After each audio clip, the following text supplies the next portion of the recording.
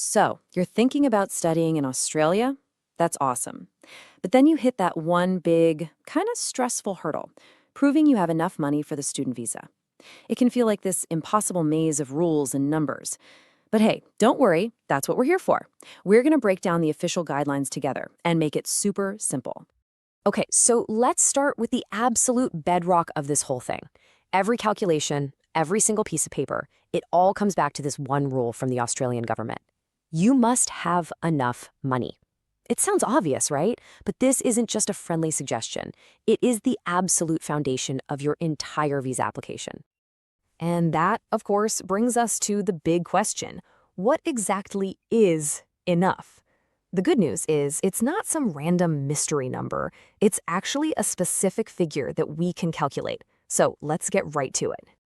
All right, so let's get into the nitty-gritty. Think of this as your magic number, and it's made up of 4 key parts. We're going to add up your living expenses, your first year of course fees, any school costs for kids you might be bringing, and your travel. Let's tackle them one by one. First up, the biggest chunk, your living costs. The government has a set figure they expect you'll need for 1 year, and right now that number is 29,710 Australian dollars. This is the big one, the foundation for everything else, so definitely write that down. Now, obviously, that number we just talked about, that's just for you flying solo. If you're not coming alone, you've got to add more to the pot to cover your family. That means tacking on an extra $10,394 for a partner, and then another $4,449 for each child you bring. Okay, part 2, your course fees. The rule of thumb here is you need to show you can cover the first 12 months of your tuition. If your course is shorter than a year, that's easy. You just show the total cost. And here's some good news. You get to subtract any fees you've already paid. And this is key, make sure you have the receipt to prove it. For longer courses, you'll do a quick pro rata calculation to figure out that 12-month cost. All right, last 2 pieces of the puzzle, schooling and travel.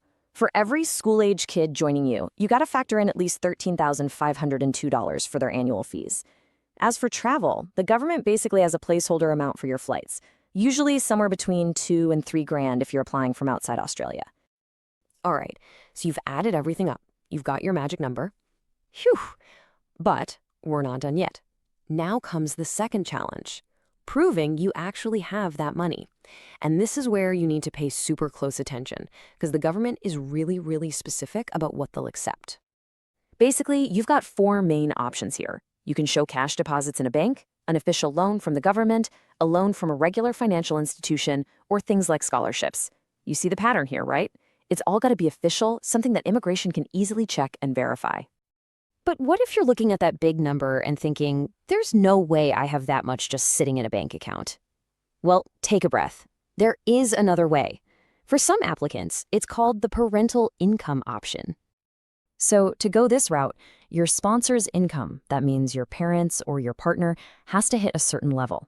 If it's just you applying, they need to be making at least $87,856 a year.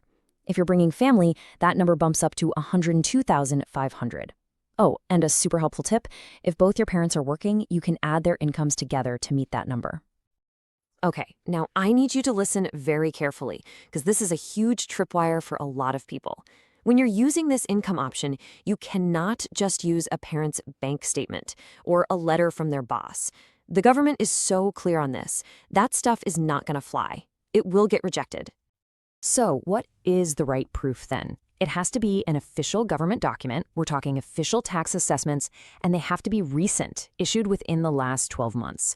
Seriously, this is non-negotiable, and it's probably one of the easiest ways to mess up an application. So you've got to get this part right. Okay, we're on the home stretch.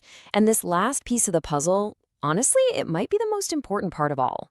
It's not just about having the money. You have to prove what they call genuine access. Basically, where did this money come from?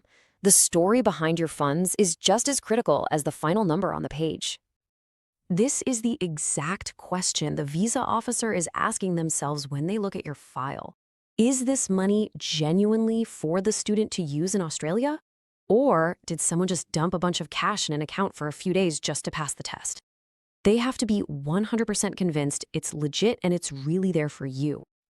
So how do you convince them? You show them the money's history.